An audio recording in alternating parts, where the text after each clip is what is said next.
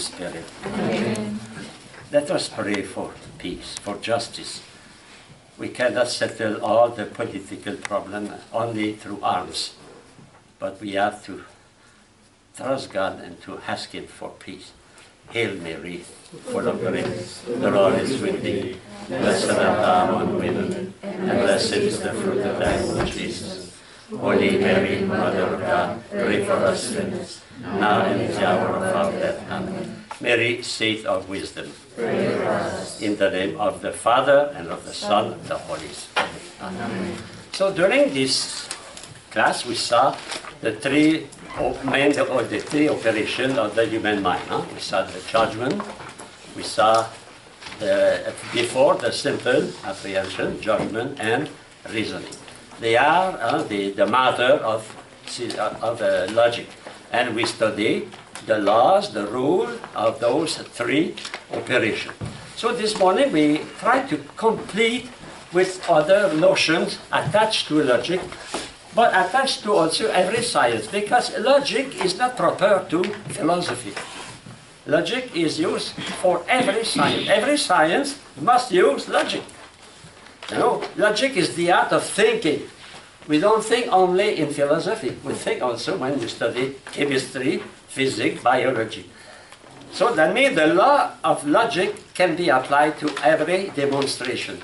And when we study, for example, syllogism, demonstration, the law of reasoning, we study hypothetical syllogism that apply to every kind of science.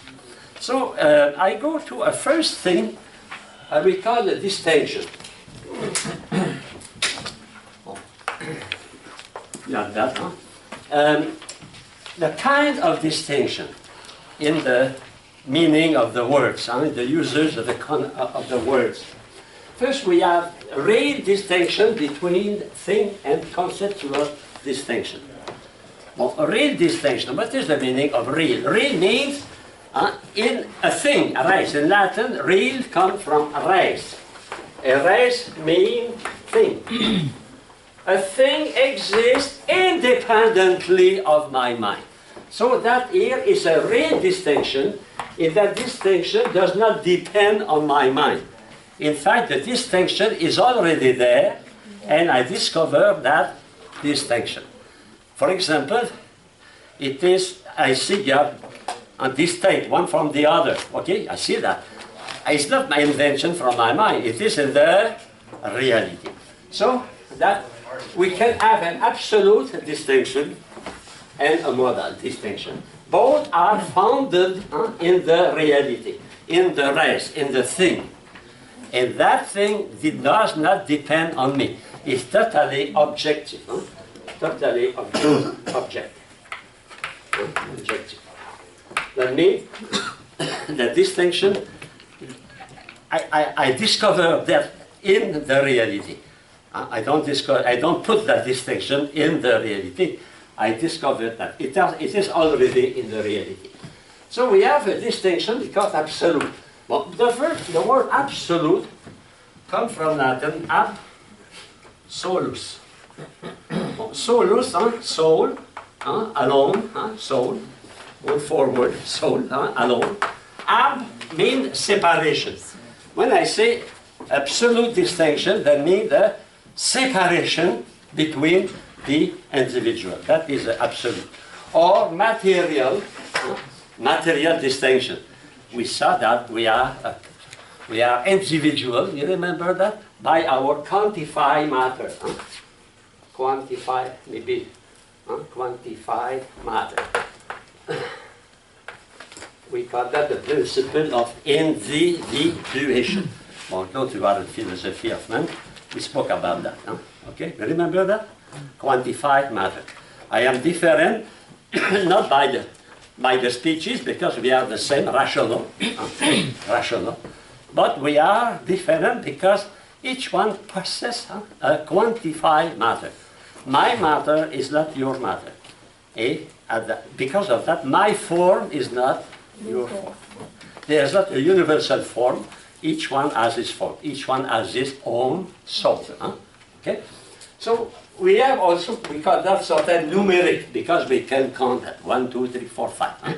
Individual, if you want. Huh? Individual. Huh? Individual. Okay. Well, that is it is the first distinction. That is obvious. If I have 3 cats, but they are 1, 2, 3. There is the distinction. Is not in my mind, it is in the reality. But there is another distinction founded in the reality, but not necessarily absolute. It's a distinction between a thing, a race, a thing, a reality, and its mode of being. Well, you remember when we studied substance and accident. The substance and the accident are in the one being I. But in my I, something is permanent, something is changing. Therefore, I can distinguish in myself what is permanent and what is changing. I can distinguish who I am I, and I can distinguish my action, the action of my I. For example, now you study, you are attentive. But there is a distinction between you and the fact of being attentive, no? Otherwise, if there was no distinction, that means you will be always essentially attentive. It will be a pleasure for the teacher. You understand that? The distinction between the substance and the accident. The distinction between the substance and the accident. It is a distinction, modal distinction. The fact, for example, that there is a thing, for example, I have a cat, and my cat is running after a mouse. Well, so the two things, the distinction between my cat and my cat running after a mouse, it is a real distinction, but it is a modal distinction. Modal comes from the word mode. Mode is a manner, manner of being, manner of being, mode of being, manner of being. How many modes we have of being? How many modes do we have of being? 9. The 9 categories. What is a category? Is a mode of being. Quantity is in the substance. It is the substance as a mode of being, that means as able to be divided, to be calculated, etc. Quality is a mode of being, you know. Action is a mode of being. Passion, receiving something is a mode of being. When, where, all those 9 categories are mode of being. So but the distinction is not only from my mind. The distinction, for example, between action and passion, or relation, and the distinction between action and relation. You remember, the baker is baking bread or pie, I don't know. So the baker and baking, baker is the relation, and baking is the action, and to be baked is the passion. All that are mode of being. That distinction is a real distinction. A real distinction. Another kind of real distinction is between 2 modes of the same thing, and 2 modes of being in the same thing. For example, you are here, you have your eye, and you is sitting now. You is attentive, you know. So in the same, I can distinguish, for example, the mode of being seated and the mode of being attentive, you know. Well, that distinction is not an invention, it is a fact. In fact, those distinctions here are based on facts. And facts are known through experience. We know the reality. It's a fact that exists. Existence is a fact. It's not an invention. So if you look at the text, Antipropos, for example, between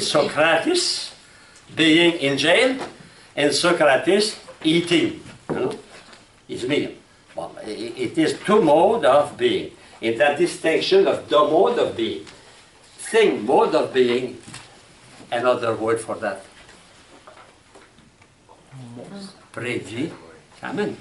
Or categories of being, no? You have to make link with what you learned before. Huh? A mode of being, they are the 9 accidents. So when you are writing, it's a mode of being for you. When you are playing soccer, it's a mode of being.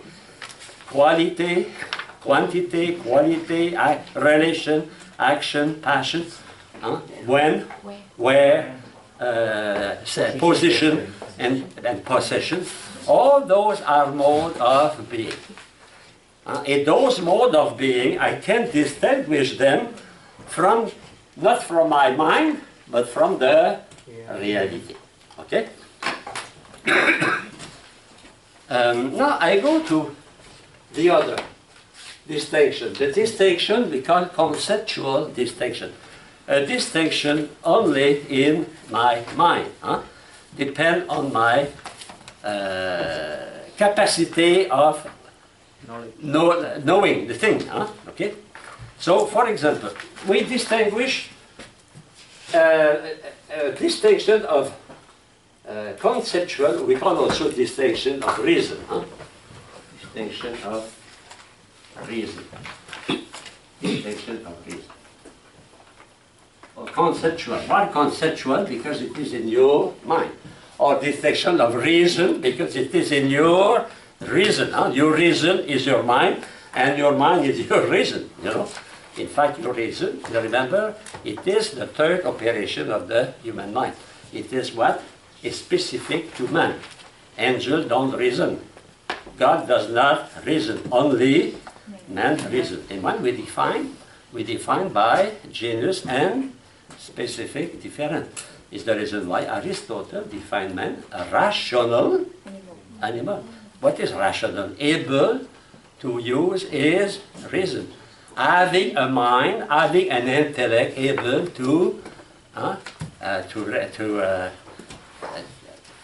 reason, to demonstrate, etc. Okay. So we have some distinction of reason founded on the reality. We call that also virtual distinction. The word virtual, now when you use your iPad or your iPhone and you call a friend in Australia, you call a friend in Germany, you have 2,512 friends. Those friends, we never met them. They are virtual. They are in your cell phone. The day you go to Australia and you meet your friend, and in fact it is not exactly the same picture you saw. Many times we don't put the same picture, but a beautiful picture. And someone they are very safe to say, that is your friend. That is real. That is real. But here it is virtual. When you look at you in the mirror, you look at yourself in the mirror. Here, who is here? Yeah, no, it's not your eye. It is your virtual. It is virtual. It is not you. Your image. It is your image. If that image is not real. The image is real, we can put that on the screen. When you look at yourself in the mirror, you have a virtual image. That means you don't have a real image. In fact, never a mirror will give you the reality. I knew that. How is possible that a mirror will never give you the reality? Exactly. Your right hand in the mirror is your left hand. And your left hand is your right hand. Never you see in a mirror exactly who you are. You see the inverse of what you are. And the people don't look at you as you look at you in the mirror. So it is a virtual, it's not a real image. In fact, when you study physics, we understand what, because that image is produced on the prolongation of luminous ray. You know, I don't have to give a class of optics here, but it is virtual. So be virtual, that means exists in your mind. In fact, when you look at you in the mirror, you don't see yourself. What you think, the thing you are, it is you, it is here, it's not in the mirror. The other, you have a real image of me. You have a real. But when I look at myself in the mirror, I don't have a real image. I have, in fact, the real image, I transfer. When you look at yourself in the mirror, in fact, you make a correction in your mind. You make a correction. In such a way, you say that, here, it's me. But it's not you. Oh, okay. You know that the painter in France who painted a big pipe, I saw that in the other class, a big pipe, he wrote on the painting, this is not a pipe. In fact, it's not a pipe. So when you look at the picture of your mother, it's not your mother. Okay? Well, it's a formal sign. You remember that? We studied that at the beginning of the class. Formal sign. Okay? So virtual, founded in the reality. But they are, in fact, the distinction is as a foundation of the reality, but it is here in my mind. For example, we call that distinction of reason. Example of that. You know, when we study predicable, we saw that some predicable make a link with the subject that is essential. In that, when the link is essential, in fact, the distinction between the subject and the predicate is only virtual. For example, man is a rational animal. A rational animal is only a virtual distinction from man. In fact, a rational animal is exactly what is man. And when you study theology, natural theology or theology based on revelation, for example, I will say God is merciful, like Father Michel. No, Father Michel like that. I know. Is there a distinction between God and merciful? No. There is no distinction. But there is a distinction founded in the reality, because I know God forgives. Forgives sinners. But at the same time, I know that in God there is no distinction between His property, His power, etc., and His existence. They are one. We studied that. That distinction is called virtual distinction. In that distinction is a distinction of reason, raison de. Because there is a foundation for that. We know that God forgives. Therefore, He is merciful. Anyway, when we study philosophy of God, we will see that our knowledge of God from our experience. We can speak about mercy of God if we have never had an experience or heard about mercy. So we start from that. Well, I know to give everything. So, but we know that the mercy of God, in fact, because we see people merciful, your mother was merciful, and your teacher was merciful, Father Michel was merciful, therefore you can say God must be infinitely merciful.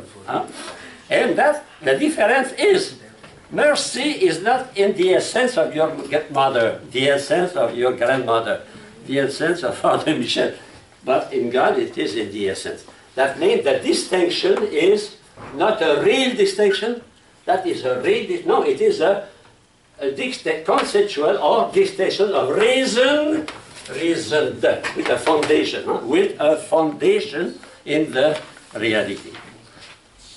Like the same thing, a man is a rational animal, etc. Now, the last, it is a distinction that is in my mind, reason, conceptual, non-founded on reality, or if you want, only verbal. That means only a distinction of words, of words. For example, man, man, or homo, or anthropos, or hombre, or homme in French, etc. In Italian, homo, etc. You know, that is purely verbal. The distinction between beautiful and nice, for example, or the distinction of degree, but it is verbal. It is verbal. Okay? So that's the four kind of distinction. But why I insist on that? Because it will be used in theology. In theology, it's very important. Otherwise, if you don't understand that, we put in God the relation, distinction that are real. In fact, they are not real. We must know that. In fact, I give you, I try to give you what you need for your future study. So we have real distinction based on facts, on things, on rights, and conceptual distinction or distinction of reason. Distinction absolute, that means it is one, it is totally different from another. 1, 2, 3, 4, 5. Okay? Individual, that is the first distinction. It is based on the simple fact that they are quantified matter. Second, it is the distinction in mode. In mode. Now we see we use that in theology. How a thing can be exist. How a substance can exist. A substance can be existing under 9 categories. Accident, we call it categories, or predicament. You know, we studied that 2 months ago. And now we have that. And when you study theology, the Eucharist, they will speak about accident, and they will speak about substance. Those, you know, you have to capitalize. Don't prepare only the exam. Assimilate. Okay. Now, conceptual or virtual, we have virtual and we have verbal. Virtual, the distinction is not real, but at the foundation in the reality. When you look at yourself in the mirror, the picture you see is virtual, but as a foundation in the reality, you. No? The picture is virtual, but the foundation is real. Imagine, suppose you have a mirror and there is a picture, but there is nobody. Suppose you enter in the bathroom in the morning, and suddenly in the mirror you see your grandmother who died 20 years ago.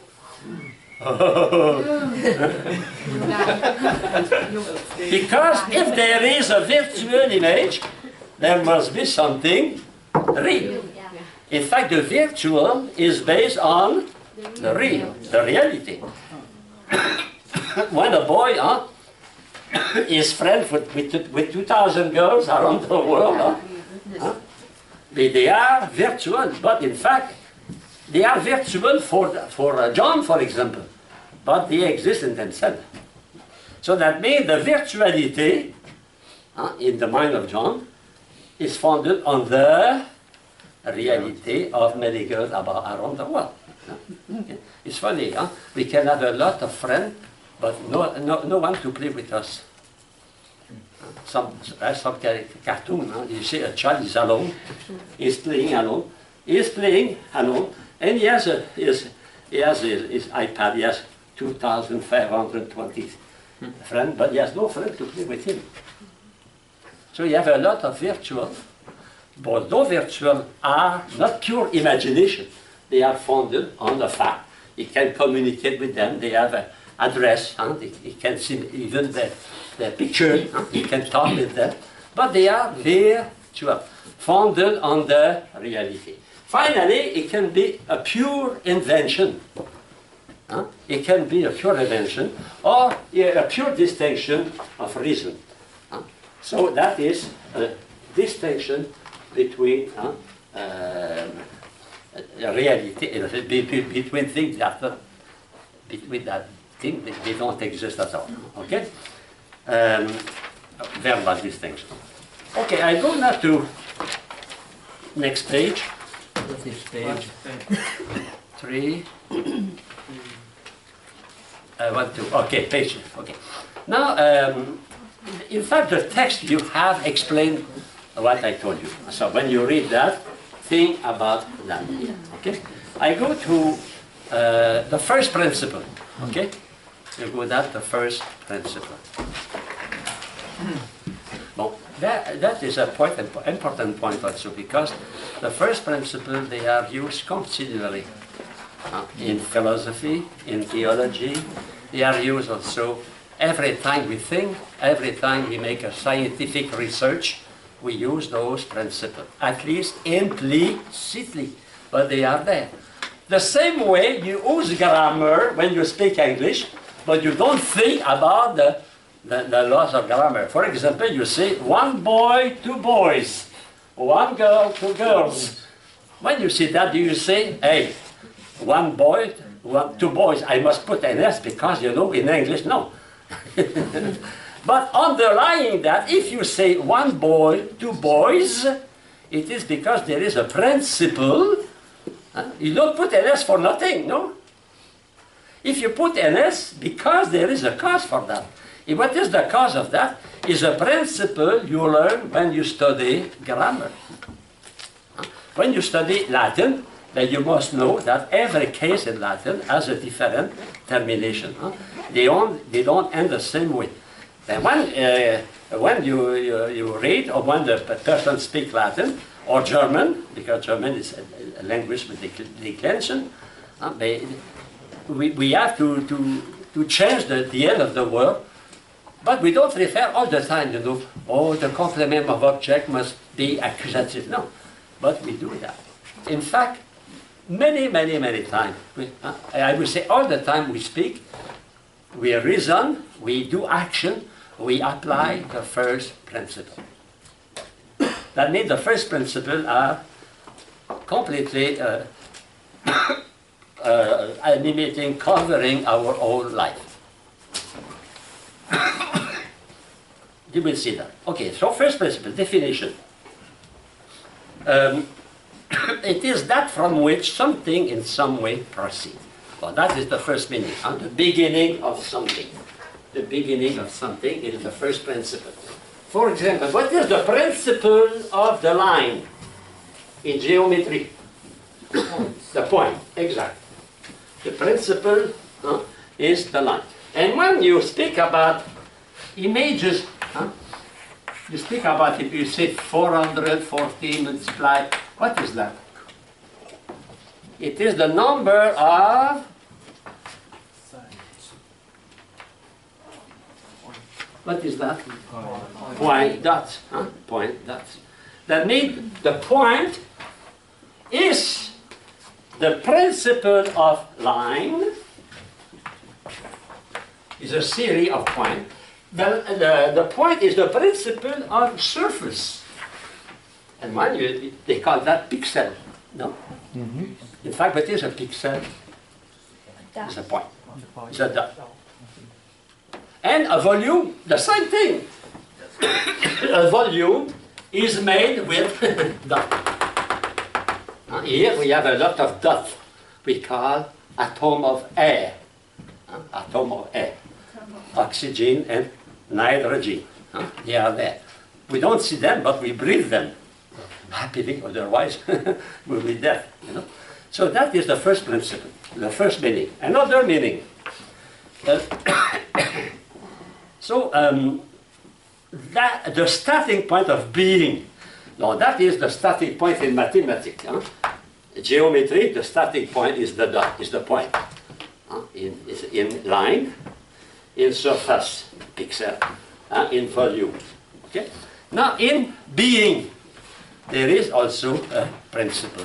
And that principle is the starting point, and the beginning. The first point, the first moment of your existence. In every being, existing not by itself but by another, or in every change, there must be a first point, a first principle, something at the beginning. Otherwise, if there is no beginning, there is no end.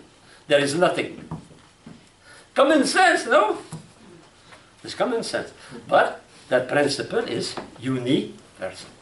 It's not only for metaphysics. Metaphysics insists on that to make us aware that there must be principle.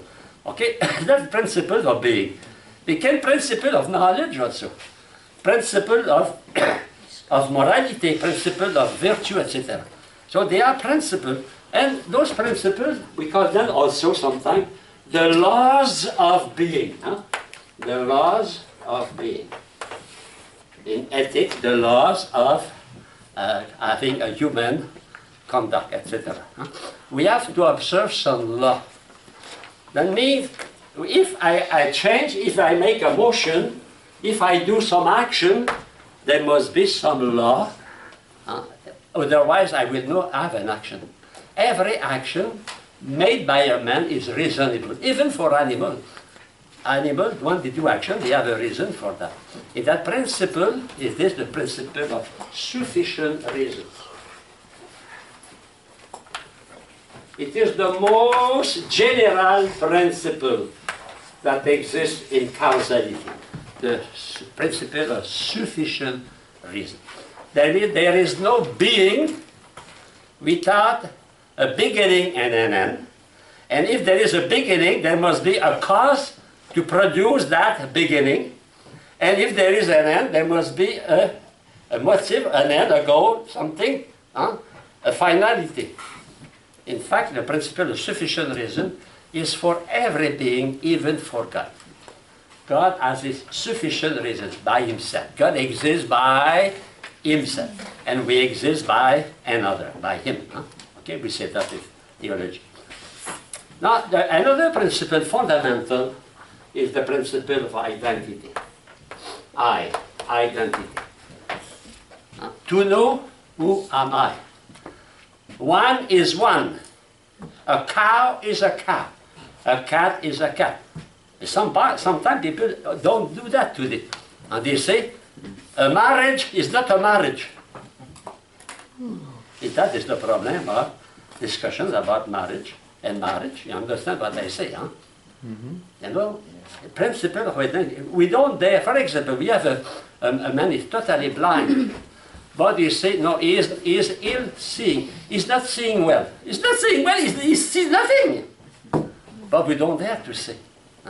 We don't have to say that. That means today we have a tendency not to respect the principle of identity. Is the reason why? Our language is relativist. It's relativist because we don't give to the word the same meaning, the same identity. The person is the same. How can you be responsible for your action, your past, if you don't have the principle of identity? You will say, 10 years ago, oh no, it's another I who did that. You know, it's another guy who stole or killed. No, my I today is a pious. No, there is identity between you and what you did 10 years ago. Principle of identity is excessively important. In some country, you are obliged to have a paper to prove that you are yourself. We call that an ID card. In Canada, we don't have that, because we know who we are. It's funny, huh? We play many African play in our seminary. And one of the jokes is that the police arrive, say, give me your ID card. Hey, I know who I am. I can say who I am. I don't need the paper for that, you know. But in fact, identity card is to prove that you are yourself. It's not for you, it's for the police. But you know that you are yourself. But you know, when you study philosophy of that, there is a condition for that. Memory. In fact, you keep your identity because not because you have a plastic card, but because you have a memory. Okay?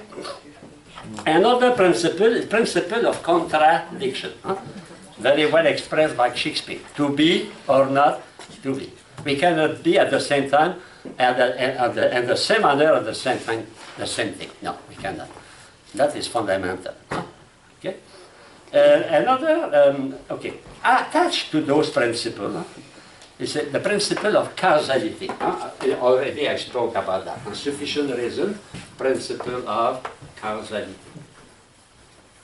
That means there is a link of efficiency, of consequence between two events.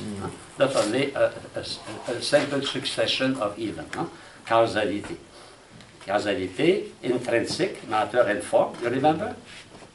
Causality, intrinsic causality, and extrinsic causality, matter and form, material and formal, and extrinsic, efficient and final.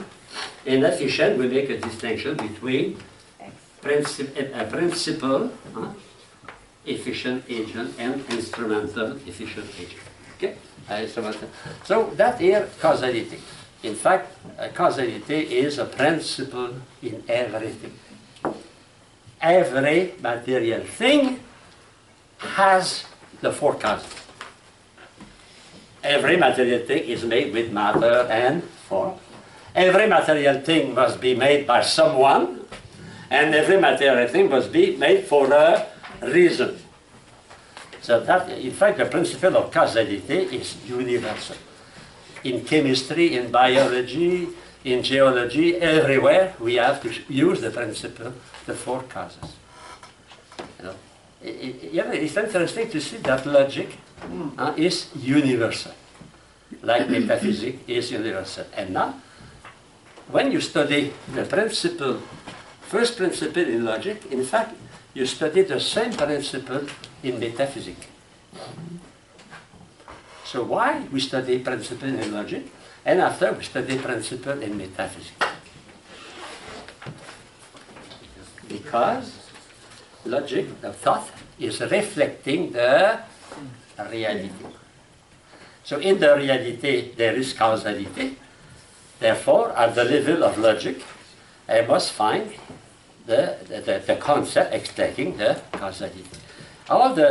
In fact, the good preparation for metaphysics is logic. Not only for theology, because in fact in logic you study almost all the concepts you will study in metaphysics. For example, matter and form, act and potency, essence and existence, nature, you study causality.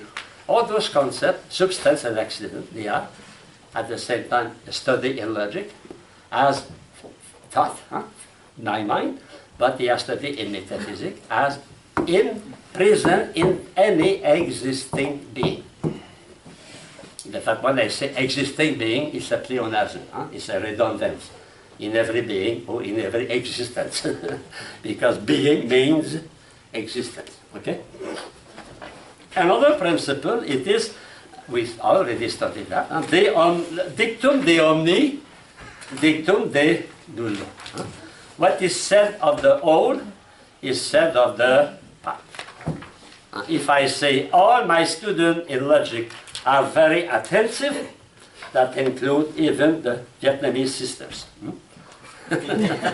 or include American, etc. Okay? Dictum de nullo. So when we deny something of the whole, we deny also of the part. Okay. So that is the principle. We call also those principles formal principles. Formal. Why we call that formal? Because they inform, give a form to every reality. Every reality must be conformed to the first principle. If a reality will not be conformed to the first reality, will not exist. It's very strong. It's very strong what I say. If there is no, for example, if a being is not, has no cause, before I speak about God, a finite being has no cause, he does not exist. If a finite being has no sufficient result to exist, it will not exist. If a material being is not composed of matter and form, it does not exist. In fact, those first principles are the form of every material reality.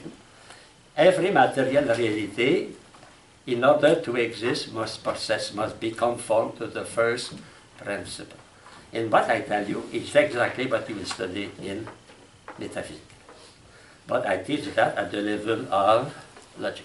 As a universal law, universal laws, you have to observe in everything. You study physics, you study chemistry, you study biology, you obey exactly the same principle. Of course, some philosophers denied, for example, Hume denied causality. Even Father Malebranche in France denied causality. They mean there is no causality, but for two reasons. For Malebranche, there is no causality because God is the unique causality. And for Hume, there is no God, and things are made by themselves. There is no causality. No, there is causality. Common sense, no? Common sense, there is no effect without a cause. If I am contingent, I happen to exist in 1935 in my case. Before I did not exist as a human being. So I'm not necessarily contingent, therefore I must have a cause. Finally I go to the first cause. We studied that in philosophy of God. Now I go to material principle of logic. Those material principles, they are the principle proper to each science. But the first principles are for every science. Every science you study the first principle. And you know that they are very important. Okay? Now, those principles exist in every science. But every science, depending on its field of research, has some principle proper to that science. For example, you study biology. But you have a class, you have here we say bioethics. Okay. Bioethics. What is bio? It's biology. No? So, biology has some rules that are not the same as physics. But biology obeys the law of chemistry. We cannot study biology without studying chemistry. Why? Because in biology, you apply the discovery, the principle of chemistry. Acid and bases, for example. You cannot study the stomach without knowing chemistry. Because the reaction in your stomach is essentially first a chemical reaction. A chemical reaction. You also obey the law of physics, because a man cannot fly like a bird, no? Even you have a great faith. You say, God, I trust in you. I'm sure I can fly. And you jump from the roof of the chapel. Probably you will not have a quiet landing. So in fact, every science obeys the law of another science. You study physics. You study physics. Physics cannot be studied seriously without knowing mathematics, without knowing algebra, without knowing geometry. You know? That means mathematics gives to physics some principle. See, this is what we are studying now. Okay? So each science has its proper principle, which enunciate definition on the nature of object. What is an object? The quiddity of the interesting, the quiddity. Because in science, the first thing they are searching is what? Searching for a definition. What is a definition? It's simple apprehension. So when they are searching for to know what is the thing, they must observe the law of simple apprehension. So the nature, to which science applies and its demonstration, or postulates, general proposition, used as a starting point to demonstration, and require if one wants to make a demonstration within this science. I told that. If I want to understand the biological phenomenon, I must understand a part of organic chemistry. Organic chemistry, even general chemistry, the law of chemistry are applied to even physics, because electricity is a physical phenomenon, and my body also contains electricity. I have in my room a lamp, and to make the lamp open, I touch with my finger. You know, like the painting of Raphael, God extending his finger to Adam. Adam is touching, he has light. I do that with the lamp. Why? Because my body is filled with electricity. You know that. And if you live in Canada during winter, and you have carpet on the floor, when you will want to shake the hand of another, what will happen? Electric. A shock. A shock. Electric shock. And sometimes it's very, people are afraid. Yes, they are afraid because they know what happened. And some people are very charged with electricity.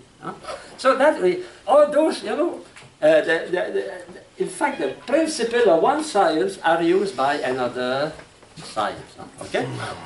So we call that postulate. And Father Bulmer gave you 3 definitions of postulate.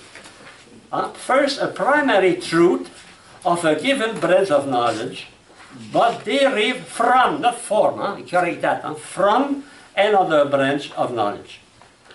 Like mathematics, for example, is used for is used by physics. Biology used, chemistry used by biology, etc. Okay? Secondly, it is also, we call a basic self-evident principle necessary for the beginning and the development of a given science. In fact, it is a kind of axiom, but axiom for this science, not axiom in general, because the first principle are axiom in general. Okay? So that is the second meaning. And we call that proposition per se noté. Oh la la. Per se noté. N-O-T-E. That means proposition known, known, per noté, known by themselves. Or in themselves.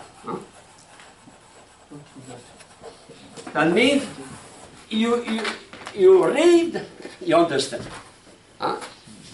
They are known by them. They don't need explanation. Very simple.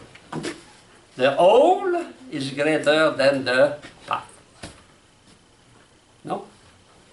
Remember when you were 5 years old, my mother prepared a cake for your 5th anniversary, birthday, and they prepared a beautiful cake. And you were so happy to see 6 candles. It was for you. So you blow the candle. And after that you wanted to eat the cake. But your mother took a knife and cut the cake and gave you only a part of the cake. Your cake was no more your cake, was only a part of the cake. You know by experience that the whole is greater than the part. Or we cannot give what we don't possess, etc. So no, those common, they are per se noted. It is common sense. Common sense. What is the role of philosophy?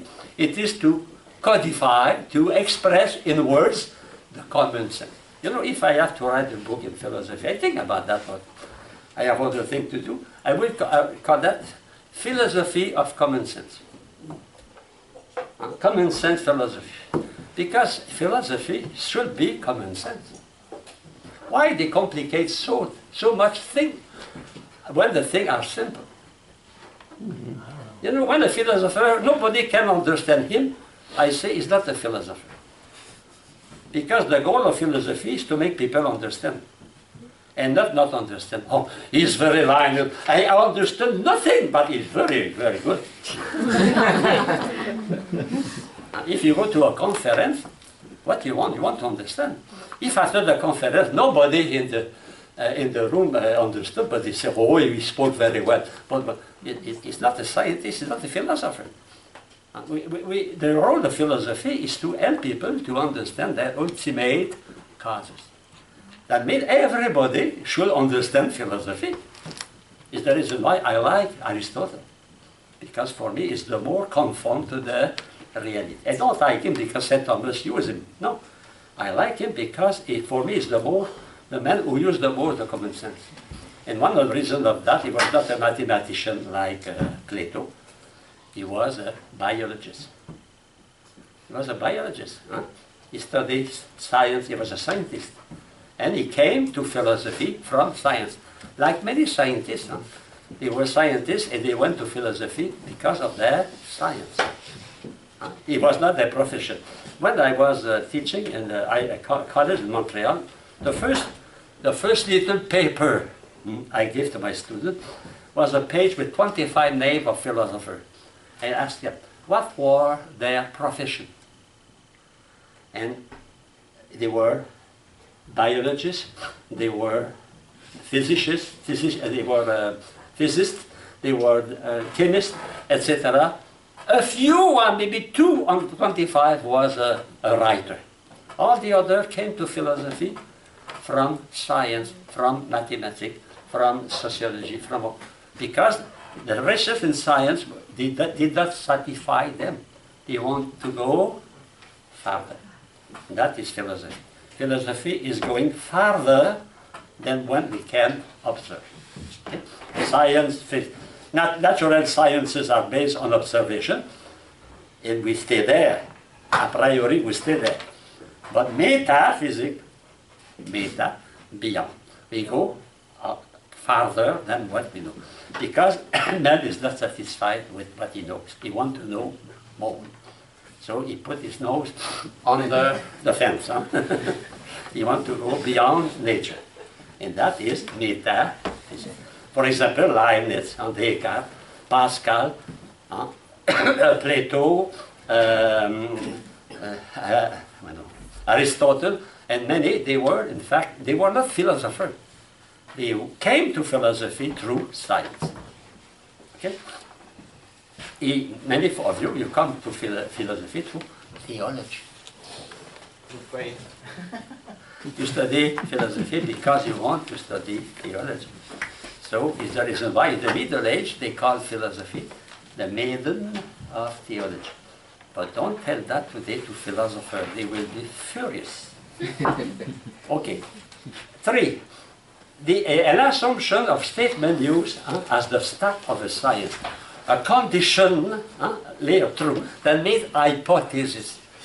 Many science start from hypothesis. For example, in those who produce remedies, medicines, what they do, they make experiences, and when they propose to the public a product, it is always hypothetical. And what is the proof of that on television?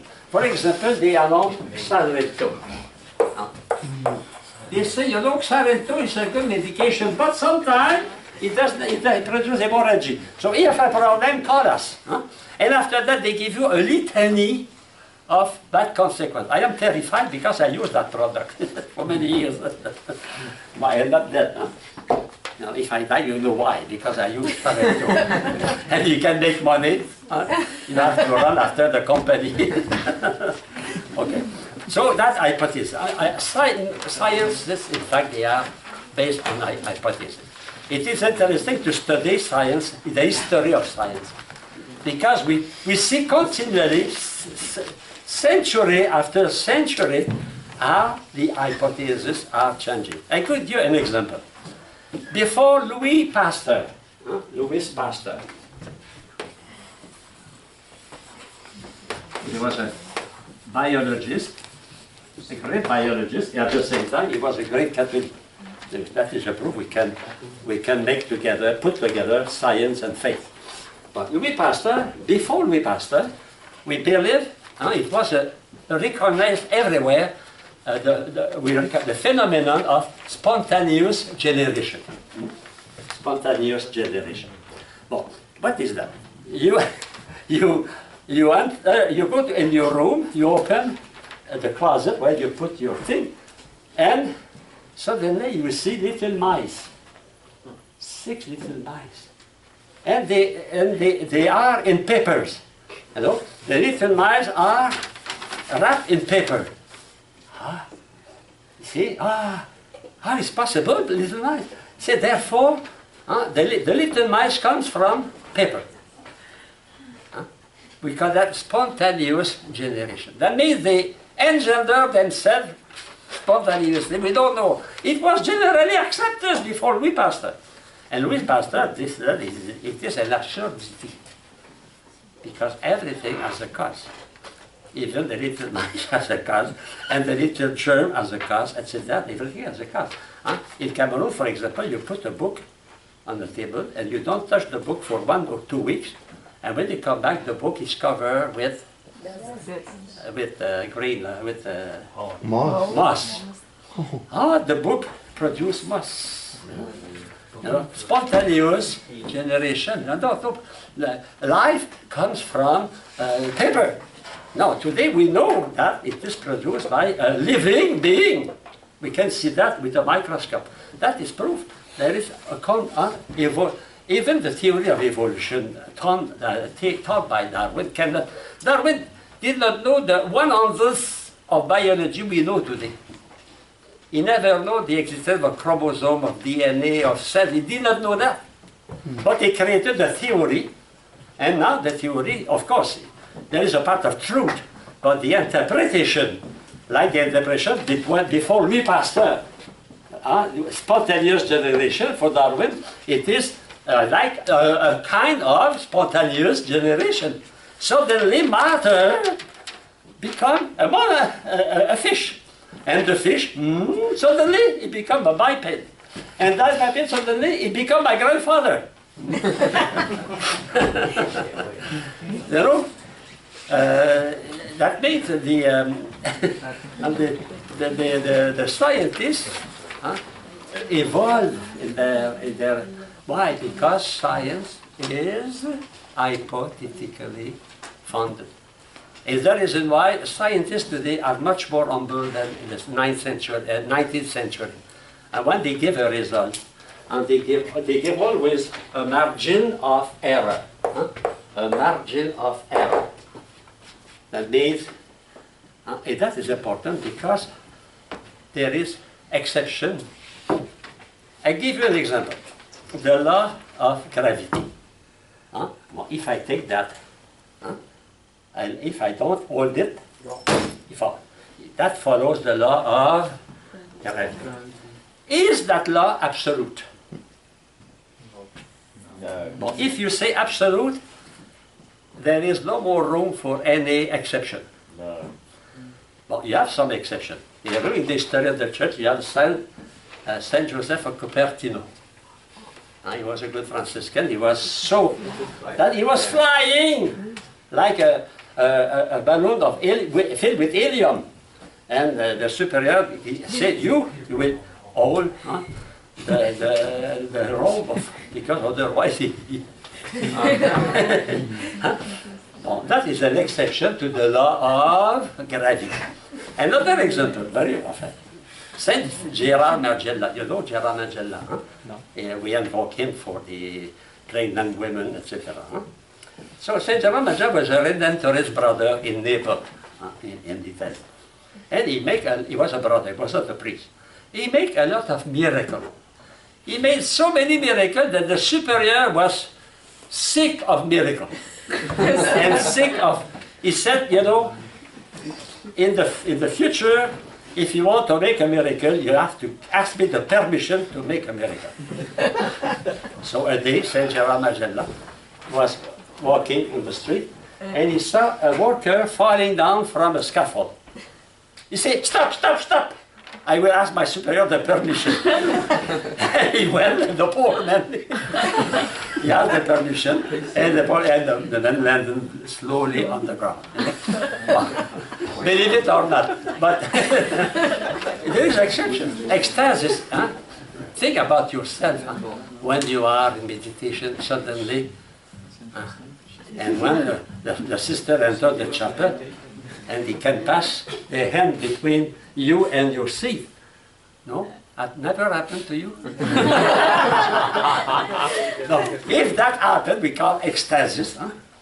It's an exception to the law of gravity. So in fact, miracles exist because there are possibility of exception. In another way, the law of science are not absolute. And sometimes scientific are difficult to explain some phenomenon. A phenomenon very difficult to explain. What they try to explain that is the power of ice. The power of ice is incredible.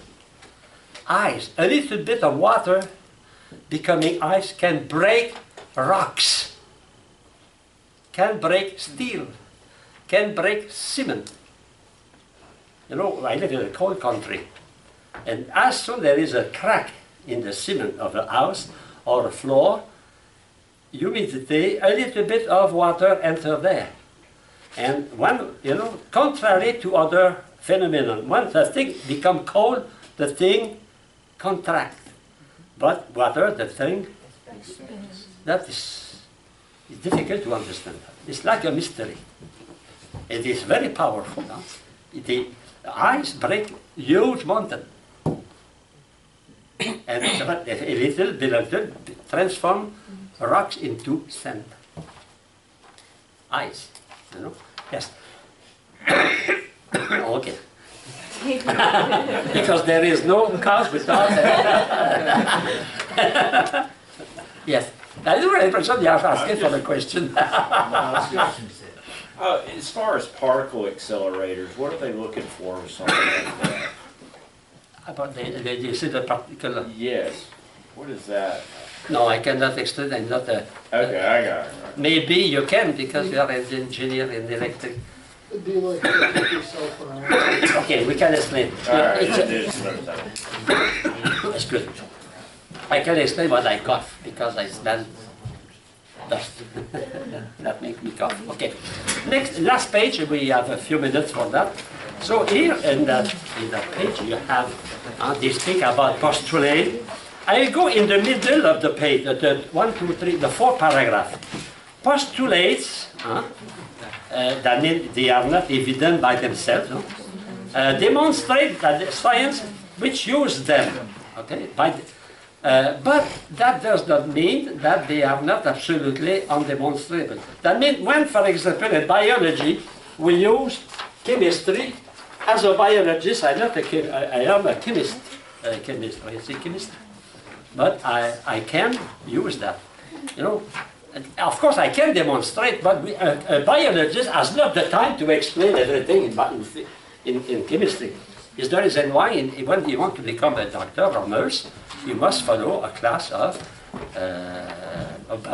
organic chemistry, because the phenomena of the body are based on chemistry. Because my body, your body, is made with carbon.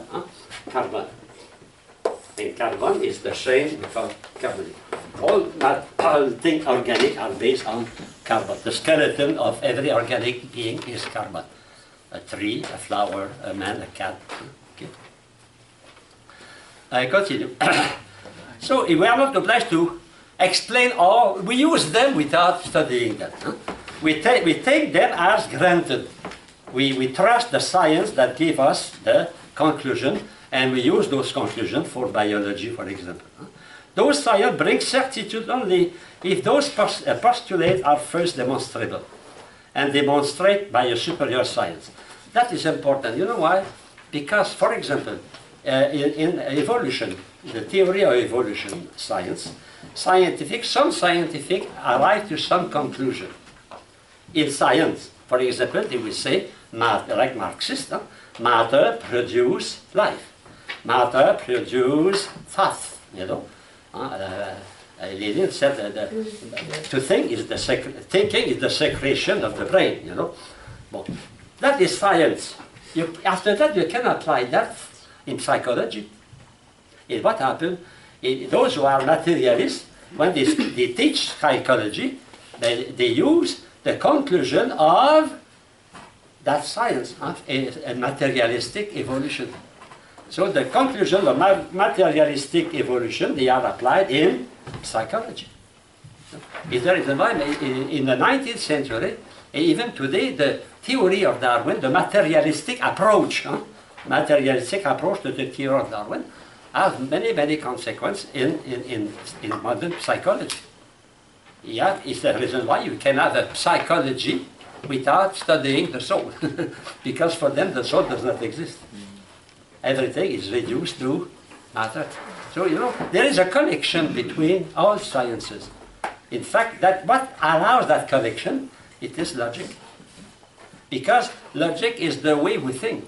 If I am a chemist or a physicist or a biologist or a geologist, I use the same way of thinking. The way of thinking is universal for every man on earth. I can apply that to every kind of science. It's the reason why logic is universal. And it is also universal because the principles of logic are based on the principle of metaphysics, the principle of being, existence. Metaphysics studies existence, and logic is studying that phenomenon of existence at the point of view only of how we think. Because logic does not take care of the truth directly, but how we can attain the truth. But metaphysics is linked with the truth, because metaphysics is linked with being, with existence. Okay? Okay. Next class, we'll continue to study that chapter on the material logic. Okay? Have a good weekend.